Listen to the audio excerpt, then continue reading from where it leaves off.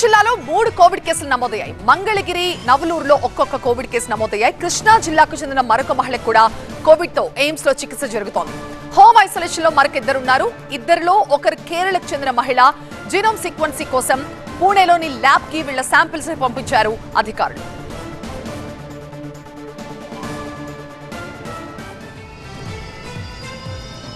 గుంటూరు నుంచి మా ప్రతినిధి నాగరాజు మనకి లైవ్ లో జాయిన్ అవుతారు మరింత సమాచారంతో. నాగరాజు, ఈ కేసెస్ కి సంబంధించి అటు వైద్యాధికారులు ఏం చెప్తున్నారు, డాక్టర్స్ ఏం చెప్తున్నారు?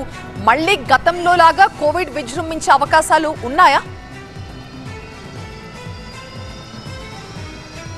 ఎయిమ్స్ ఆసుపత్రి చికిత్సకు వచ్చే వారిలోనే ముఖ్యంగా ముగ్గురికి ఈ కోవిడ్ లక్షణాలు ఉన్నట్లు కూడా గుర్తించారు. అయితే ఇద్దరు ఆరోగ్య పరిస్థితి నిలకడగా ఉండటంతోనే వారిద్దరిని కూడా ప్రాథమిక చికిత్స అనంతరం హోమ్ ఐసోలేషన్లో ఉండాలని చెప్పేసి అక్కడి నుంచి పంపించడం జరిగింది. కృష్ణా జిల్లాకు సంబంధించిన మహిళకు మాత్రం తీవ్ర అనారోగ్యంగా ఉండడంతో ఆమెను ఆసుపత్రిలోనే ఉంచి చికిత్స అందిస్తూ ఉన్నారు. అయితే ఇప్పటికే వైద్యాధికారులు కూడా అప్రమత్తమయ్యారు.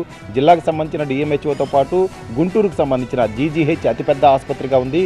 ఇక్కడ కూడా చాలా పెద్ద సంఖ్యలో ఫీవర్తో బాధపడేవాళ్ళు, జ్వరంతో బాధపడేవాళ్ళు వస్తుంటారు. కాబట్టి ఇక్కడ కూడా అప్రమత్తమైన వైద్యాధికారులు ఆర్టీపీసీఆర్ కిట్లను కూడా 250 సంఖ్య ఉన్న ఆర్టీపీసీఆర్ కిట్లను కూడా సిద్ధం చేసుకున్నారు. ఎక్కడైనా సరే అనుమానితులు కనుక వచ్చినట్టయితే వాళ్ళకి ముందుగా కోవిడ్ పరీక్షలు నిర్వహించిన తర్వాతే చికిత్స అందించే విధంగా కూడా ఏర్పాట్లన్నీ జరుగుతూ ఉన్నాయి. మరొక వైపు ఎయిమ్స్లో గత కొంతకాలంగా జ్వరంతో బాధపడుతూ వస్తున్న వారిలో ఈ కోవిడ్ లక్షణాలు కనిపిస్తుండటంతో అక్కడ కూడా వైద్య బృందం అంతా కూడా అప్రమత్తమైంది. ప్రత్యేకంగా ఒక ఫీవర్ వార్డును కూడా ఏర్పాటు చేసిన పరిస్థితి అయితే కనిపిస్తూ ఉంది.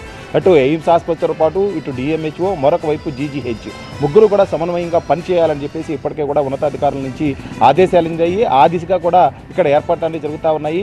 అయితే ప్రస్తుతం మంగళగిరి పరిసర ప్రాంతాల్లో మాత్రమే 3 కేసులు నమోదైనట్టుగా కూడా గుర్తించారు. కానీ మిగతా జిల్లాలో ఎక్కడా కూడా ఇప్పటివరకు అయితే కోవిడ్ కేసులు నమోదు కాలేదు. కానీ ఫీవర్తో వచ్చే వాళ్ళ సంఖ్య పెరుగుతుంది కాబట్టి వారిలో కూడా కరోనా లక్షణాలు కనిపిస్తున్నాయి. కాబట్టి కరోనా బయటపడే అవకాశాలు ఉండటంతో అప్రమత్తమైన అధికారులు అదేవిధంగా వైద్య సిబ్బంది కూడా ముందస్తు జాగ్రత్తలు అయితే తీసుకుంటున్న నేపథ్యం కనిపిస్తూ ఉంది.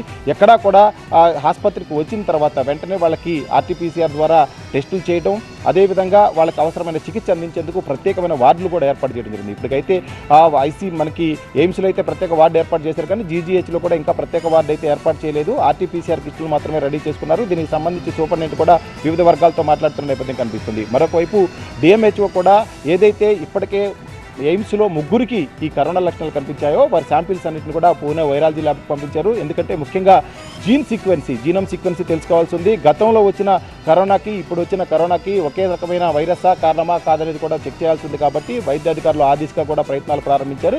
ముందస్తుగా వైద్య బృందంతో పాటు అధికారులు కూడా అప్రమత్తమైన పరిస్థితి జిల్లాలో కనిపిస్తుంది. Right Nagaraju, thank you. So అది గుంటూరులో పరిస్థితి.